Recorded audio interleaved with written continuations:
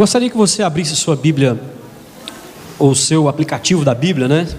Se for mais fácil para você, em Colossenses, no capítulo 1, no verso 27. Essa noite, nós nos alegramos em Deus, nos alegramos naquilo que Ele tem feito nas nossas vidas, nos alegramos por saber que Ele tem nos sustentado, tem nos ajudado até aqui. Colossenses 1, 27.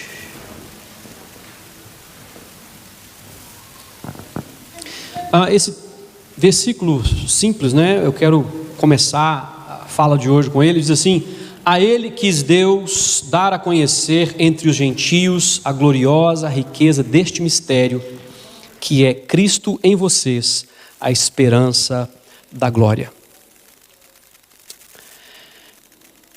Esse texto, ele marca o nome da nossa igreja. Esse nome, no meu coração, ele não é um nome qualquer. Não é simplesmente porque a gente precisava de botar um nome na igreja, né? Mas ele fala de verdades que Deus começou a ministrar ao meu coração, a falar comigo há alguns anos atrás.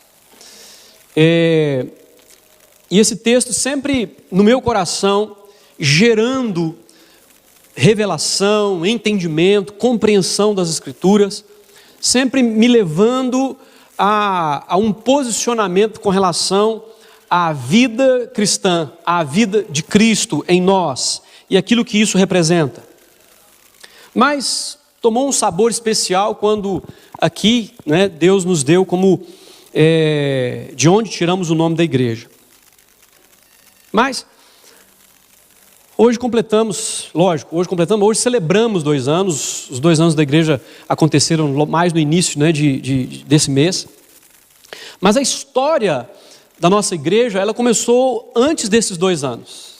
Ela começou um pouco antes. E eu queria falar um pouquinho sobre isso. Quando Deus nos separou, a minha esposa, minha filha, na última igreja em que nós fazemos parte, durante 5 anos, a Igreja Batista em Arão Reis, que é um bairro em Belo Horizonte. Ali naquele lugar nós passamos por um processo, por um tempo de transição, por um tempo de rever, por um tempo de reciclar, por um tempo de experimentar coisas muito especiais de Deus para a nossa vida.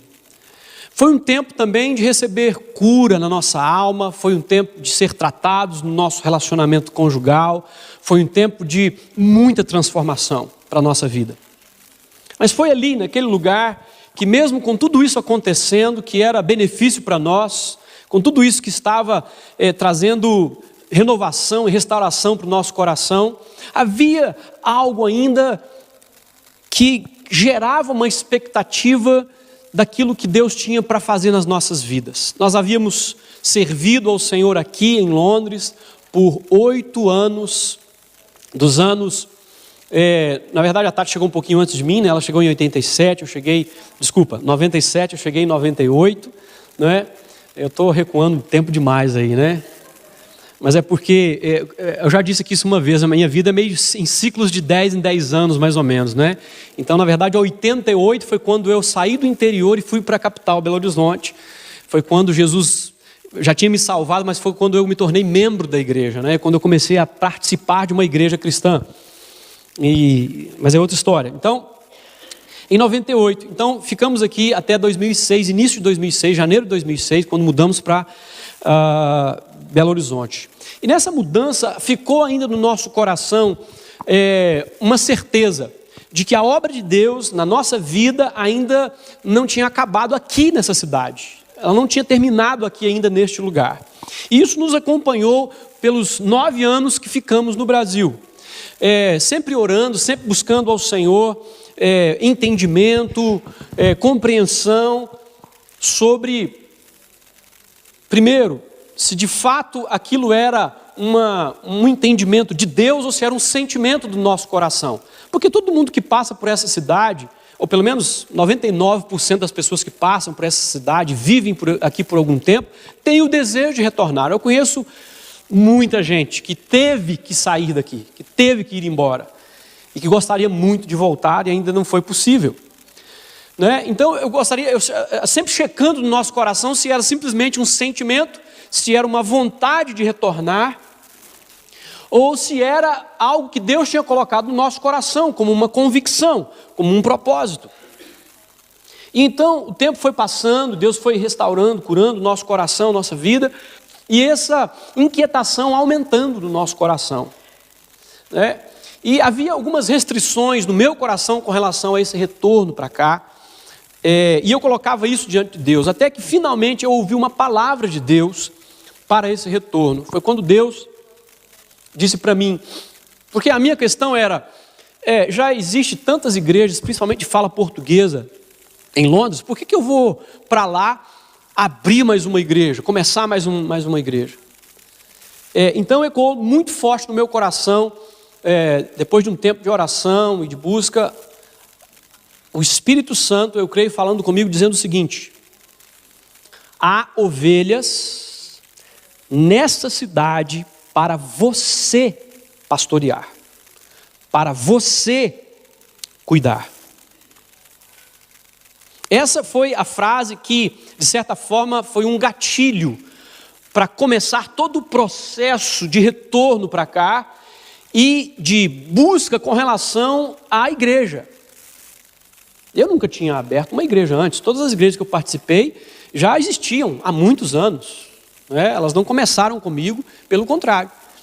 Lógico, eu vim somando, aprendi muita coisa, contribuí com muita coisa, e graças a Deus por isso, aprendi muita coisa, mas isso seria para mim águas novas, Como em inglês eu aprendi uma expressão há algumas semanas atrás, uncharted waters, que são águas que ainda não foram mapeadas, que ninguém navegou por elas ainda, que não existem padrões, referências, medidas, nada. Então, para mim, era mais ou menos isso, esse começo, algo ainda navegando por águas desconhecidas para mim. Mas, ao ouvir isso de Deus, é impossível, como que eu posso dizer? Não é impossível na essência da palavra, porque você pode desobedecer. Afinal de contas, Deus deu a nós o livre arbítrio, que é a capacidade, o poder de decidir acerca de tudo das nossas vidas, inclusive se vamos obedecer a Deus ou não. Mas para mim seria impossível não obedecer ao ouvir essa palavra que soou no meu coração como um chamado. Eu tenho ovelhas naquela cidade para você pastorear. E assim, com essa palavra no coração, começamos todo um processo de oração, junto com os nossos líderes lá, pedimos que eles orassem conosco, porque nós sabíamos que era uma convicção, mas nós não sabíamos quando, nós não sabíamos como, nós não sabíamos se teríamos recursos, nós não sabíamos nada. A única coisa que nós sabíamos é que havia uma palavra de Deus agora no nosso coração. E aquilo começou de fato a nos inquietar, a nos incomodar, e nós começamos a planejar, a estruturar a nossa vida para essa nova transição. É interessante porque neste processo muitas coisas lindas e maravilhosas de Deus aconteceram nas nossas vidas. A primeira coisa, lógico, foi a confirmação através, não apenas da nossa liderança, pastor Paulo Júnior e Verônica, mas também de outros pastores com quem tínhamos comunhão e temos até hoje, mas principalmente nos encontrávamos sempre e temos uma comunhão gostosa, faço parte do grupo de WhatsApp deles até hoje, e a gente está sempre, eles estão sempre fazendo figuinha em mim, porque a gente se reunia pelo menos uma vez por mês para almoçarmos juntos e depois tínhamos um tempo de compartilhamento, de oração, mas eles gostam de ficar fazendo figuinha na gente na hora do almoço, Aí eles mandam aquelas comidas gostosas, aquela coisa, olha, nós estamos aqui, vem para cá, e eu vou fazer o quê, Mas tudo bem, Quando eu chegar lá eu puxo a orelha deles, Mas esses irmãos também, quando compartilhamos com eles, entenderam, perceberam, nos deram palavras de Deus que estavam no coração deles, da percepção que eles tinham acerca da nossa vida e do nosso ministério. E Então, assim, isso tudo foi acrescentando, foi trazendo para nós uma força nas convicções que Deus já estava plantando no nosso coração. Então, agora nós tínhamos uma decisão, nós precisávamos ir, mas quando? Começamos então a orar a Deus com relação a uma data, a um tempo específico, a que Deus nos desse claramente quando nós viríamos. E aí fomos para uma igreja muito abençoada, lá em Brasília de Minas, a terra da Carol, onde o pai dela é pastor, juntamente com seu irmão ali, na Igreja Batista Nova Jerusalém. E ali nós tínhamos sido convidados para pregar numa conferência, e nós, nessa busca a respeito de Deus. E aí, de repente, antes de começar o culto, estávamos orando e tudo mais, e de repente veio no coração da minha esposa uma referência bíblica, que é o livro e o capítulo da Bíblia, né? No coração dela. E ela entendeu que aquilo era, de fato, da parte de Deus. Ela foi lá e abriu a Bíblia em Ezequiel. Eu não me lembro do capítulo, né? Ela abriu lá o livro de Ezequiel, na referência que Deus deu, estava escrito o seguinte: no dia tal, né, que era no dia 5, no 5º dia do 4º mês. Olha só, no 5º dia do 4º mês. Assim começava o versículo. No 5º dia do 4º mês. E essa conferência estava acontecendo no finalzinho do ano, né? No 5º dia do 4º mês. Nós abraçamos esse texto. Ezequiel 1, não, já está lá. Ezequiel 1, né? Está lá. No 5º dia do 4º mês. Nós abraçamos esse texto, nós abraçamos esse entendimento de que era a data que nós deveríamos vir.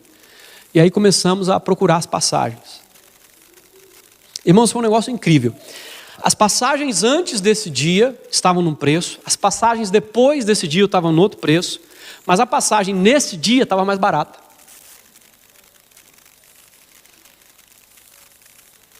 É claro que se Deus desse para a gente a data onde a passagem estava mais cara, problema dele, ele que ia ter que suprir, não é?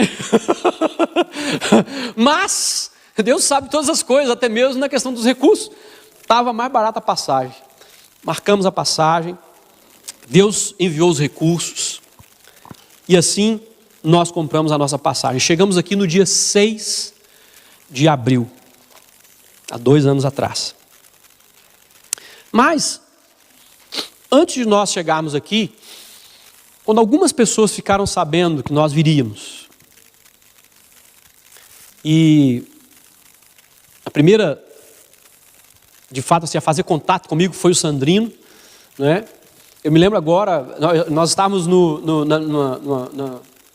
reunião de célula lá no Brasil, num terraço, e estava no finalzinho, o telefone tocou, a Tati atendeu, era o Sandrino. Aí fomos conversar. E ele disse: olha, pastor, fiquei sabendo, né, que você está vindo para cá, é verdade? Eu falei: é. Ele falou: glória a Deus. Glória a Deus. Há muito tempo eu tenho orado por isso. Nós não sabíamos. Sabíamos que Deus tinha ovelhas nessa cidade para nós cuidarmos. E ele falou: olha, assim que você vier, nós estamos juntos, né? Estamos juntos e não quero nem saber, né? Amém. Graças a Deus pela vida do Sandrino e outros irmãos que fizeram contato. Logo que chegamos, outros irmãos começaram então a fazer contato comigo. Eu quero que vocês entendam muito claramente uma coisa: eu nunca convidei ninguém, principalmente que já estivesse em outra igreja. E todos os irmãos que estão aqui sabem disso. Não convidei ninguém.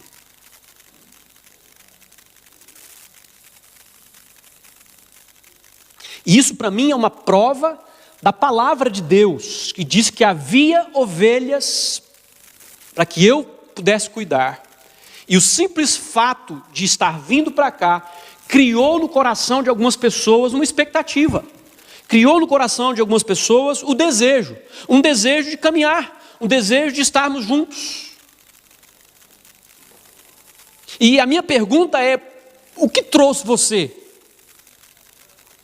O que trouxe você aqui, à igreja Cristo em Nós? O que trouxe você para caminhar juntamente comigo ou conosco? Você pode falar que foi um trauma, que foi uma decepção em alguma igreja que você estava antes. Você pode falar que foi uma questão da nossa história do passado, né? Um tempo em que eu pude servir você e você tinha saudade disso e quis que isso acontecesse de novo. Você pode dizer o que você quiser, mas no meu coração eu tenho uma certeza: foi Deus quem trouxe você. Foi Deus quem colocou no seu coração um desejo, uma vontade, e colocou em você uma confirmação de que caminharmos juntos fazia parte dessa vontade de Deus. Você talvez não pôde explicar isso muito bem no seu coração. Eu sei que alguns vieram meio que a contragosto, porque havia um problema conjugal, né? Ele queria uma coisa, ela queria outra coisa, e por fim acabou acontecendo de virem para cá, não é? Eu não reclamo disso, porque eu sei que Deus age de formas misteriosas, até mesmo em questões como essa, porque Deus sabe de todas as coisas. Graças a Deus, não convidamos ninguém, não forçamos ninguém. E as pessoas foram chegando, graças a Deus por isso. Mas é importante que você saiba o que trouxe você. O que trouxe você? O que tem feito você se deslocar da sua casa, como nós temos aqui Wesley e Débora, que vêm lá de Hemel Hempstead. Talvez sejam os que estão mais longe, né, aqui da igreja, juntamente comigo, que moro em Buckinghamshire, né? Lá longe, pego a A40 e venho para cá. Hoje nós gastamos 1h30 mais ou menos para chegar aqui. Tinha trânsito terrível, né? E é uma pequena viagem. Você sai da cidade, né, com 1h30 dá para ir bem longe, né? E fora que tem ainda o trajeto de volta, né? Mas o que traz você, o que faz você se deslocar da sua casa, pegar esse trânsito, vir para cá, né? E por falar nisso, né, estejam orando, porque eu creio que breve vai chegar o tempo de nós mudarmos desse lugar, né, para um lugar mais na direção onde os membros estão. Orem por isso, para que Deus nos abra um lugar, abra as portas de um lugar. Para quem não sabe, esse prédio vai passar por um processo de reestruturação, de redesenvolvimento, e fatalmente nós teremos que sair daqui. Mas eu creio que em breve, né, isso vai acontecer. Não sei quando, né? O breve de Deus não é o breve meu, né? Então não briga comigo, né? Fala com Deus, ora, pede, fala com Ele, né? Outro dia conversando com o Sandrino, né, ele falou: pastor, de preferência lá pertinho da minha casa, né? Porque arrumar esses 3 meninos para vir para cá mais cedo não é fácil, não é brincadeira. Eu falei: amém, meu irmão, que seja, se essa é a vontade de Deus, que seja, que Ele abra mesmo uma grande porta ali perto de você, né? Que é também perto de vários outros irmãos. Para nós também vai ser mais perto, vai ser pelo menos metade do caminho, né? O que vai contribuir bastante. Mas o que faz a gente sair da nossa casa e vir para cá todo sábado? Não é simplesmente porque a gente bate ponto, porque a gente tem uma obrigação e a nossa cabeça, a nossa consciência nos obriga a ir para uma igreja. Porque se fosse assim, você iria para uma perto da sua casa. Se fosse só uma questão de obrigação, de consciência religiosa, é muito mais fácil ir para um lugar pertinho. Ou seja, não é só isso, é algo mais. Existe uma visão, existe uma sede, existe uma fome. Existe um desejo de ver algo diferente acontecendo. E esse diferente aqui, por favor, não me entenda mal. Eu não gosto de levantar bandeira de diferente, né? Foi o tempo, na minha mocidade, quando isso acontecia. Hoje não mais. Na verdade, eu quero ser mais igual do que diferente. Igual a Jesus, né? igual ao padrão que Deus estabeleceu, igual ao que a palavra diz. É melhor ser igual, não é? E essa questão, existe uma sede, uma fome, um desejo no nosso coração de estar juntos, de adorar juntos, de crescer juntos. Mas muita coisa aconteceu nesses 2 anos, não é verdade? Para alguns é menos do que isso, né? Porque chegaram mais depois, não é? Algumas pessoas receberam cura na alma, cura nos relacionamentos, cura talvez de um passado de decepção, restauração. Mas há muito mais. Existe disciplina que Deus quer trazer para o nosso coração. Existe repreensão também, porque o reino de Deus também existe repreensão, mas existe encorajamento, né? Existe algo que Deus quer realizar enquanto nós estamos juntos, algo que Deus quer fazer enquanto nos propomos a caminhar juntos. O encorajamento mútuo, sabe, essa coisa de saber que você tem com quem contar. Sabe essa certeza de que se for 3 horas da manhã você pode ligar, que vai ter alguém do outro lado para te ouvir, para te atender, para sair de casa se for necessário e vir ao seu encontro.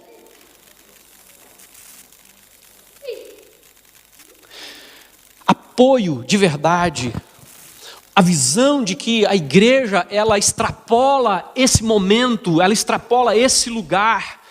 Ela extrapola aquilo que fazemos aqui, não desmerecendo aquilo que vivemos neste lugar, pelo contrário, entendendo que nós devemos viver em 2 polos, que é quando juntos aqui oferecemos a Deus uma adoração coletiva, um louvor coletivo, quando o meu coração se une com o seu, e em fé nós proclamamos a verdade do Evangelho, do Deus que salva, do Deus que cura, do Deus que liberta, do Deus que restaura, do Deus que nos faz ser diferentes, que transforma o nosso coração, que muda a nossa vida. De ter a certeza de que ao fazermos isso, nós não estamos simplesmente repetindo uma ação religiosa, mas estamos juntos celebrando a vitória de Jesus lá na cruz, a vitória da sua ressurreição, de que estamos proclamando o seu evangelho e de que estamos sendo testemunhas do seu amor. Aqui, neste lugar, mas também fora deste lugar, quando lá, na sua casa, talvez num momento de tristeza, de angústia e de tribulação, você passa a mão no telefone, e às vezes nem liga para mim, que sou o pastor, às vezes para um irmão mesmo, que te conhece, que caminha com você, em quem você confia, e você liga e fala assim: olha, ora comigo, ora por mim, eu preciso da sua ajuda, eu preciso do seu apoio. E esse irmão ou irmã prontamente ora com você, apoia você, ajuda você, ora com você, acompanha você. No outro dia liga para você e diz: como é que você está? Como é que você está? Porque a igreja, ela é isso e muito mais.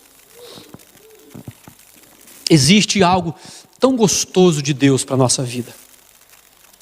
Existe algo tão poderoso de Deus para nós. O desejo do meu coração é que nós tenhamos aqui, nesse lugar, momentos de êxtase com a presença de Deus, momentos de sermos tocados poderosamente pela presença de Deus e sermos transformados e sermos mudados e nos abrirmos cada vez mais para a palavra de Deus vindo para o nosso coração, respondendo às nossas perguntas e os nossos questionamentos, transformando quem somos de verdade.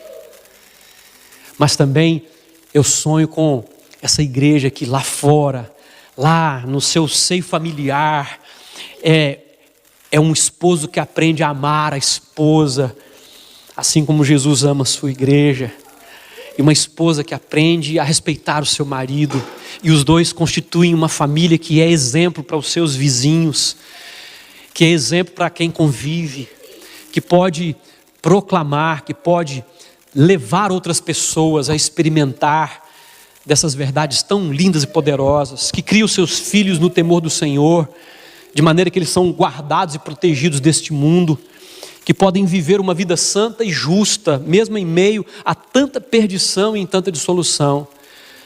Adolescentes que fazem e que tomam a decisão de entregarem suas vidas a Deus, mesmo sendo tão jovens, e sabem que não existe nada melhor do que entregar a sua juventude a Deus. Jovens que sabem o seu lugar no mundo, que sonham com coisas grandes, não para si mesmos, mas para o Deus que os chamou e que os salvou, que tem o sonho, assim como Moody, que aos 13 anos de idade, em uma conferência missionária, ouviu um pregador dizendo: o mundo ainda está por conhecer o que Deus pode fazer com aquele que se entrega totalmente ao seu espírito. E ele levantou as mãos e disse: eu serei esse homem. E realmente ele foi. Ele foi um homem a quem Deus usou para alcançar milhares de pessoas para Jesus. Até hoje existe uma escola teológica nos Estados Unidos com o seu nome, por causa daquilo que ele representou para toda a sua geração. Um homem em chamas para Deus. Jovens que sabem o seu lugar e que têm um compromisso de servirem a Deus com santidade de coração. Adultos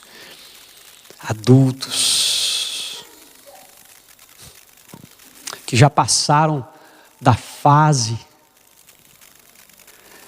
de como crianças ficarem pendendo de um lado para o outro, mas que são maduros na sua maneira de ver a vida cristã, que entendem que são chamados para tomarem decisões, e as suas decisões, elas influenciam outras pessoas amadurecidas, pessoas que olham para a palavra e sabem exatamente o que ela representa, que não ficam passando o dedo buscando uma palavrinha de Deus para poder mover suas vidas, mas que entendem todo o contexto daquilo que Deus faz, daquilo que Deus é, e como que a sua palavra é importante para as suas vidas, que não é abalado pelo vento das doutrinas e nem das circunstâncias, mas que tem uma fé sólida e firme, que continua mesmo em face à perseguição, mesmo quando é perseguido por este mundo, continua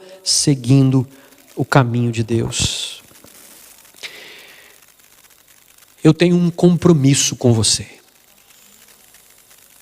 Quando Deus me deu esta palavra de vir para cá, Ele também me deu um compromisso para cumprir. E esse compromisso ele é muito simples. Cuidar de você. Cuidar das ovelhas que Ele me entregou. Nós podemos organizar aqui, e eu espero que cada vez mais os nossos cultos sejam também belos. Não sejam apenas algo, para a gente experimentar, mas que tenham uma plástica nisso também, que sejam belos, que sejam bonitos, gostosos de participar. Que levantem o nosso espírito, que nos encham de alegria, de graça, de unção, que toquem a nossa vida. Mas muito mais do que cultos assim, Deus me chamou para cuidar de você como pessoa. Para cuidar de quem você é, da sua saúde como pessoa, como ser integral que você é. Mas existe algo, queridos, que o pessoal da área de saúde, e às vezes os pais em determinada fase das crianças, sabem disso muito bem. É terrível dar remédio para quem não quer tomar.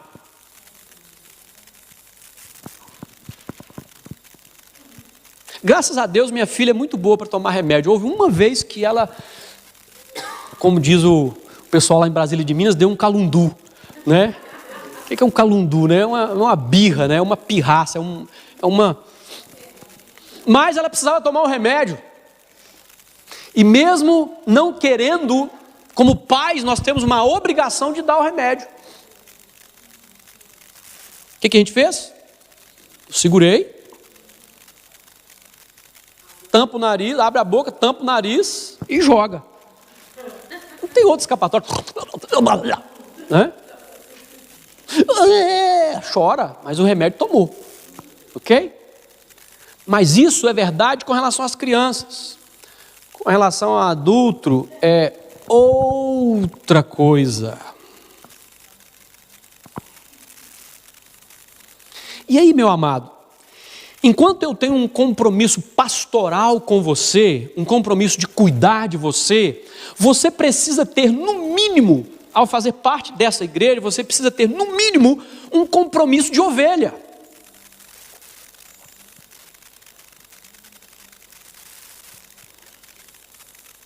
E qual que é o compromisso de ovelha? Se deixar ser cuidado.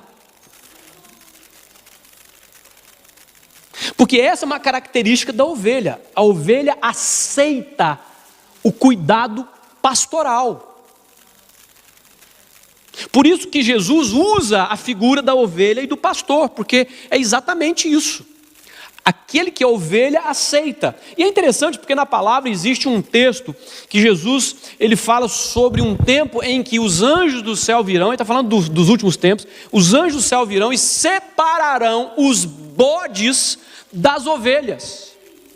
Qual a diferença então do bode e da ovelha? É porque o bode não aceita pastoreio. Quem foi criado na roça sabe disso. Bode é um bicho terrível. Ovelha não, ovelha segue, ovelha obedece. É interessante, né? Outro dia eu estava vendo um vídeo no YouTube, né? Sobre o pastor chamando as ovelhas. Ele coloca outras pessoas chamando, né? A ovelha nem... Ele dá para elas, não, fala isso, fala desse jeito. As pessoas fazem, falam, a ovelha... Os rebanhos ficam lá. É ele fazer uma frase daquele chamado da ovelha, elas começam a se mover e a vir para o seu lado. Então, o compromisso que se exige é um compromisso de ovelha. Meu irmão, me deixa cuidar de você.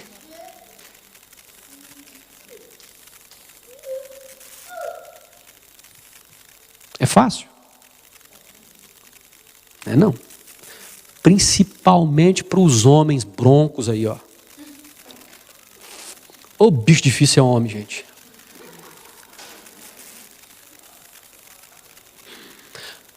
O homem tem um orgulho, essa coisa de ser macho, de achar que tem que aguentar o mundo sozinho nas costas, né? Que, ok, Deus te deu, em certo ponto Ele te deu uma capacidade de suportar muita coisa. Os homens têm essa capacidade dada por Deus. Mas isso não pode impedir você de receber cuidado. Não pode impedir você de viver aquilo que Deus planejou para a sua vida. E aí eu quero deixar isso muito claro, querido, porque as pessoas muitas vezes elas confundem, elas acham que... eu já ouvi isso de muitas pessoas. Não, o negócio é o seguinte: da minha vida cuido eu. Existe até um slogan nos carros no Brasil, né? Assim, Deus deu a vida para cada um cuidar da sua. É muito comum você ver esse slogan. Mas isso não tem nada de sabedoria bíblica. E é claro, eu volto a dizer, no final das contas, a decisão ela é sua. Ninguém pode obrigar você a fazer nada. Muito menos eu. E eu nem quero, para te falar a verdade. Para quem me conhece mais de perto, se tem uma pessoa que detesta sentir que está, em hipótese alguma, forçando alguém a fazer alguma coisa, sou eu. Eu detesto. Porque eu odeio manipulação. Mas eu entendo que muitas vezes, como pastor, nós precisamos ajudar. Mas eu só posso ajudar você se você deixar, se você quiser, se você aceitar. Do contrário, você vai continuar vivendo do jeito que você acha que tem que viver. Agora, se está funcionando para você, se você acha que você está vivendo aquilo que Deus planejou para a sua vida, go ahead, vai fundo, continua. Mas se você acha que de alguma maneira eu posso servir você, eu posso, no mínimo, orar com você, orar conhecendo as suas lutas, conhecendo aquilo que você precisa.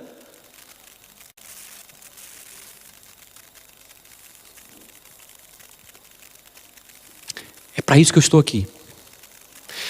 E é para isso que nesse mês Deus me deu a graça de tomar uma decisão muito importante. Servir a igreja de tempo integral. Não foi uma decisão fácil de tomar, visto que ao chegarmos aqui, comecei a trabalhar por uma questão de sustento. Mas chegou o momento em que eu entendo da parte de Deus que é necessário expandir a questão do cuidado. Então, não se assuste se você receber um telefonema meu me convidando para te fazer uma visita. Eu me convidando para te fazer uma visita. Porque isso vai acontecer.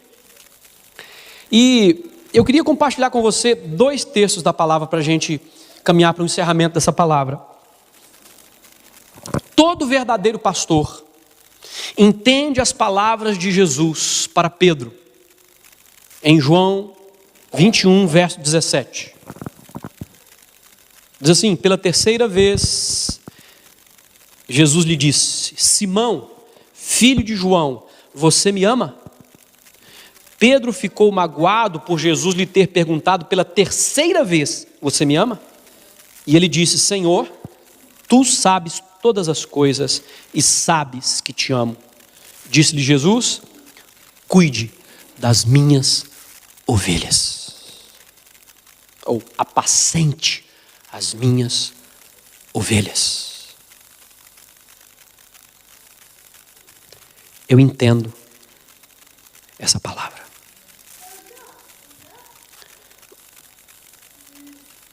Mas toda verdadeira ovelha aceita a palavra de Deus para elas, que está escrito em Hebreus 13, verso 17. Obedeçam aos seus líderes e submetam-se à autoridade deles. Eles cuidam de vocês como quem deve prestar contas. Obedeçam-lhe, para que o trabalho deles seja uma alegria e não um peso, pois isso não seria proveitoso para vocês.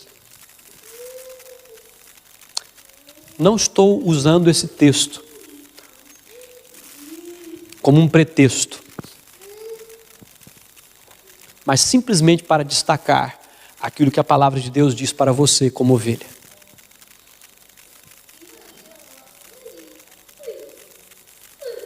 Agora, a minha pergunta é: o que vai ser daqui para frente?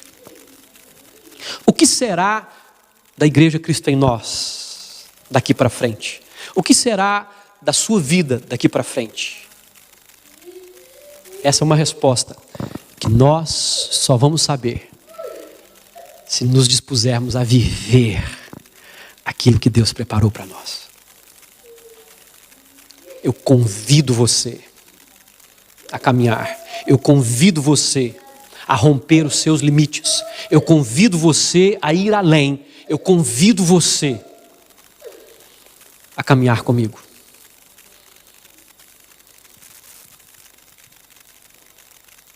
Vamos orar? Feche os seus olhos.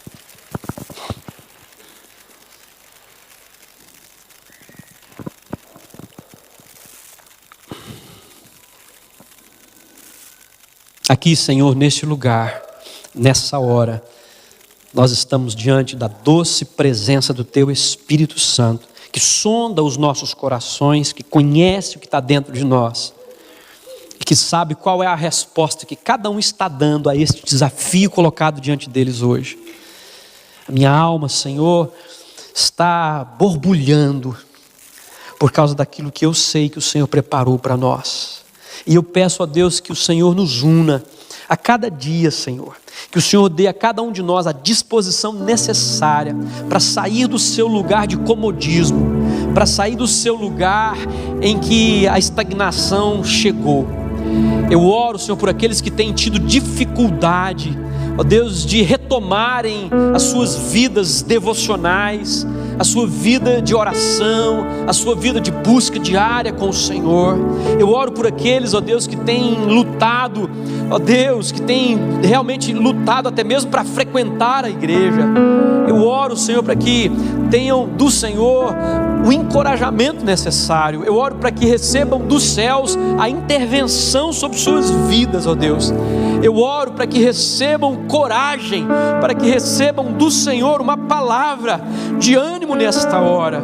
Eu oro para que recebam do alto vigor, porque a tua palavra nos diz que o Senhor restaura as forças daquele que está cansado. O Senhor renova as forças daqueles que estão afadigados. O Senhor é o Deus que levanta aquele que está caído. A tua palavra, Senhor, nos fala que o Senhor é Deus que nos renova e nos restaura. Bendito é o teu nome, Senhor. Eu oro, Senhor, para que essa restauração ela aconteça na minha vida, nas nossas vidas.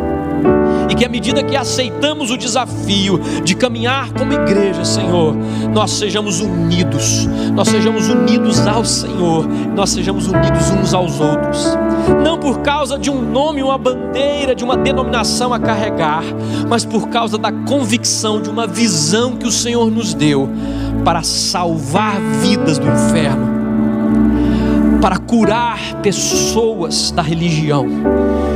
Pai, em nome de Jesus, Senhor, em nome de Jesus eu te peço, vem marcar a nossa vida nesta noite, para a glória, para o louvor e para a honra do teu nome, Senhor. Sim, ó Deus, sim, ao sairmos daqui, que haja em nós uma sede, uma fome por mais daquilo que o Senhor tem preparado para nós. Eu te peço, Pai, eu te oro em nome do Senhor Jesus, que assim seja. Amém, amém e amém, Senhor. Amém, Jesus, amém. Que o Senhor te abençoe, querido. Que o Senhor te ajude a romper se alguma coisa tem te prendido. Que o Senhor realmente tome a sua vida e faça aquilo que Ele quer.